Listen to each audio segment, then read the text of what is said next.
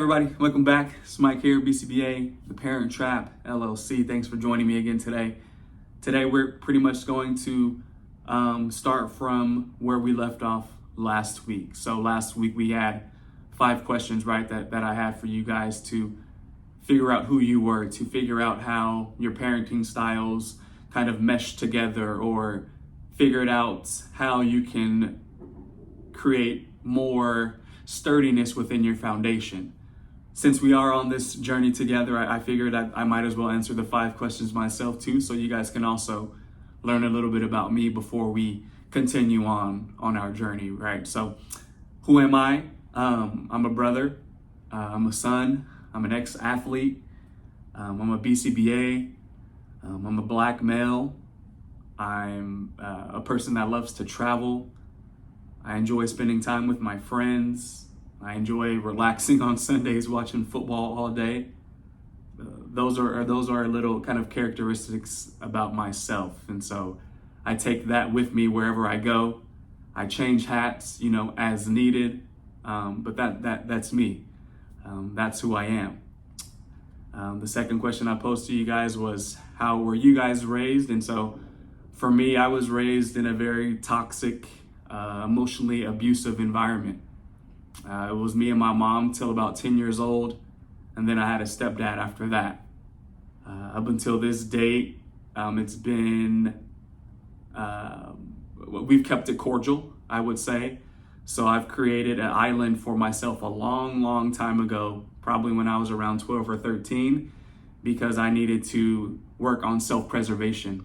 I needed to work on how to make the situation that I was in better for me because of the toxicity within this new person joining my family, or joining, this union with me and my mom. So a very toxic environment, a very emotionally abusive environment that I was raised in. And so creating this island for myself, I became more independent on who I am. I was self-reliant. I was this person who, made goals and tasks and checked them off my box. And, I kept putting things in front of me to keep me busy, to keep me focused. I dove heavy into football. Football was my life. Football kept me grounded. It kept me with the blinders on a clear direction on who I was and who I needed to be to better myself. And that just kind of kept me, like I said, kept me grounded throughout the entirety of my life, instilled in me a lot of different values and perspectives that I can use, kind of to this day in the positions that I find myself in to this point. Question number 3, how has it affected my relationship? Since I don't have children, I'll focus it more towards relationships with significant others. And so with that one being so independent, being so on my own, being so self-reliant, I've had issues connecting with other people, whether it be a significant other. I've had issues trying to dive into, maybe why I act this way, or why I can't express myself that way, or why, these things are kind of happening. But working through it, I'm in therapy, been doing it for 2 years. And so I'm on my journey as well to discovering who I am and who my authentic self is.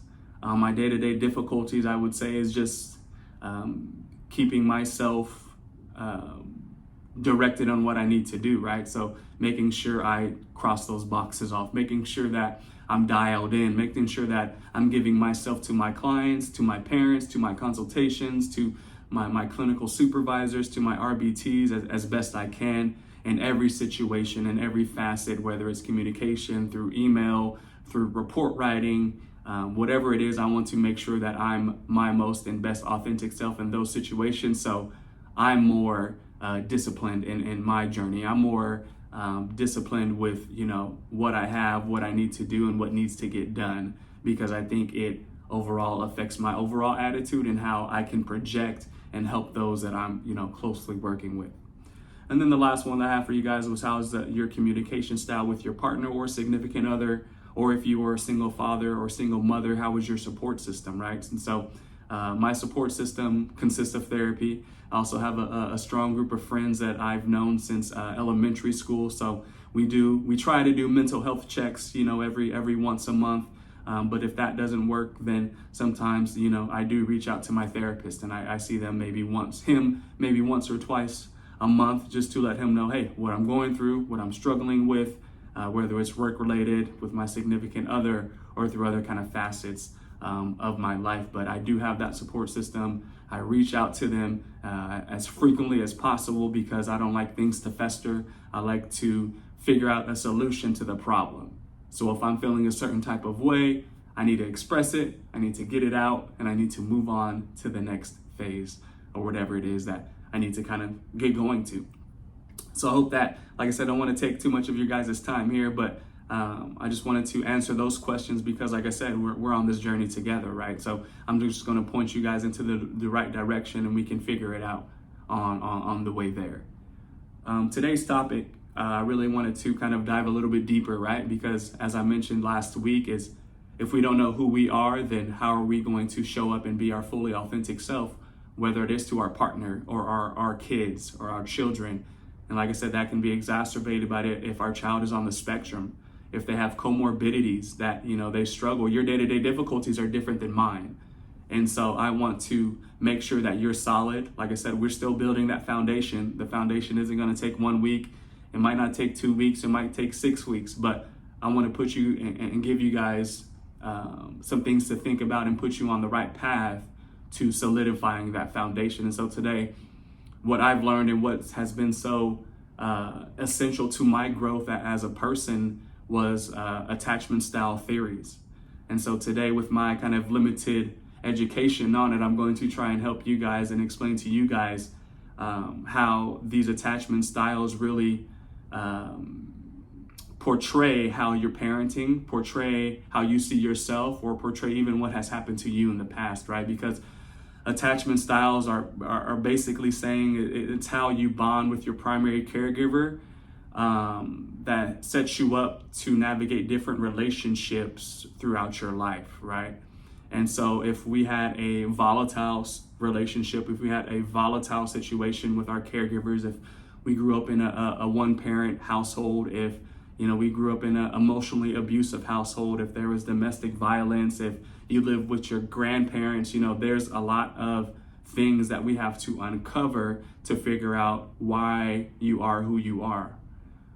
The environment that you grew up in is going to mold you into the person that you have become, are, or are becoming, right? And so the 4 attachment styles that I want to kind of show and highlight for you guys, you can easily Google these. And like I said, just with my limited education and going through my own personal journey, I've Googled it, talked to my therapist about it, but these are the 4 attachment styles that I want you guys to kind of look into for this second episode. And those are going to be your secure attachment style, your avoidant or dismissive attachment style, your anxious attachment style, and then your disorganized attachment style.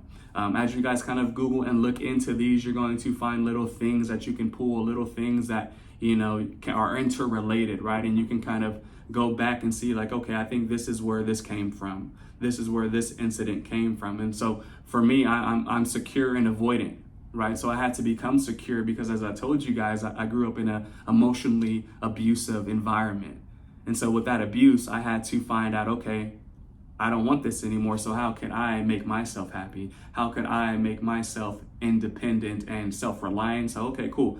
Let me go on my little island. Let me remove myself from my mom and my stepdad because I was the trigger for their maybe instability. Let me remove myself and do what I need to do to make myself happy. So that's where my secure attachment style comes in. The avoidant and dismissive as well, right? So my therapist explained it great that since I am on my island, I don't want anybody else on my island, right? And so I'll see people, riding around, wanting to hop on, and, people knocking at the front of the door or trying to get in. But my moat around my island is so big and I'm so secure that I don't need anybody else. And so I've had to break that down session after session with my therapist, just talking about, hey, Mike, You know, people want to jump on your island. People want to, help you. People want to assist you. People want to comfort you. People want to provide value to you, but you're not letting them in. And so that was a survival tactic that I had to use because of the environment that I was in as a child, right? So I had to create this environment, and now as an adult, it's not healthy.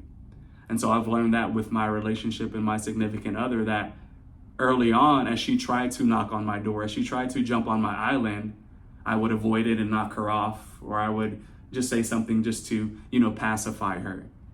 But it really wasn't getting to the root of things.